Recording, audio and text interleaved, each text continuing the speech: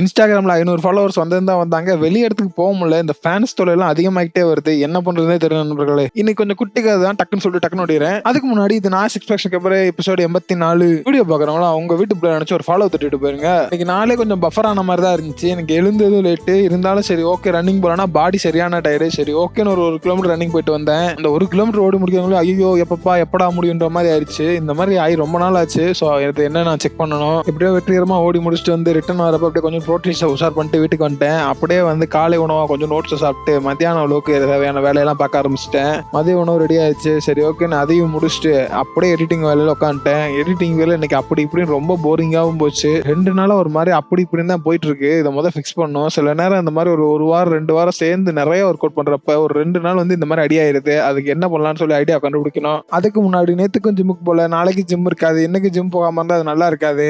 காலையில வெறும் 1 கிலோமீட்டர் ஓடுனால ஜிம்முக்கு ஒரு 2.5 கிலோமீட்டர் நடந்தே போயிட்டேன். ரிட்டர்ன் வரப்போ நடந்தே வந்துடலான்னு முடிவோட தான் ஜிம்முக்கு போய் என்ன ஒர்க் அவுட் பண்ணேன்னு கேட்டீங்கன்னா எந்த ஒர்க் அவுட்டும் பண்ணல. அப்புறம் ஏன் ப்ரோ ஜிம்முக்கு போனீங்கன்னா ஜிம்ல சில எக்யூப்மெண்ட் இருக்கும். அதை வச்சா நல்லா ஸ்ட்ரெச் பண்ண முடியும். வீடியோல காட்டுற எல்லா ஸ்ட்ரெச்சும் நான் பண்ணிட்டேன். அது போகவும் நிறைய பண்ணேன். எல்லாத்தையும் வீடியோ எடுக்க முடியல தனியா போனதால. அந்த கொஞ்ச நேரம் எல்லாத்தையும் பண்ணி முடிச்சுட்டு நண்பர்கள் ஊர் திருவிழாக்கு போலான்னாங்க. அதுதான் அடுத்த பிளான். அப்படி பொறுமையா வீட்டுக்கு நடந்து வந்து ஃப்ரெஷ்ஷா திருவிழாக்கு கிளம்பியாச்சு நண்பர்களோட. இந்த திருவிழா வீடியோ கொஞ்சம் பெருசா போற மாதிரி இருந்துச்சு. ஸோ இதோட இணைக்காம அது ஒரு தனி வீடியோவா திருவிழா வீடியோனே போடலான்னு இருக்கேன். அது எப்போ ப்ரோ வரும்னா அது ஒரு அரை மணி நேரத்துல வந்துடும். அப்படியே வெயிட் பண்ணி பார்த்துட்டு போயிருங்க. லைட்டா ஒரு ஃபாலோ தட்டி வச்சிருங்க. வந்தருமே உங்களுக்கு ஆட்டோமேட்டிக்கா வந்துடும். இந்த வீடியோ இதோட முடியுது. நீங்களும் ஏதாச்சும் முயற்சி செய்யுங்க. அடுத்த வீடியோல வரேன்.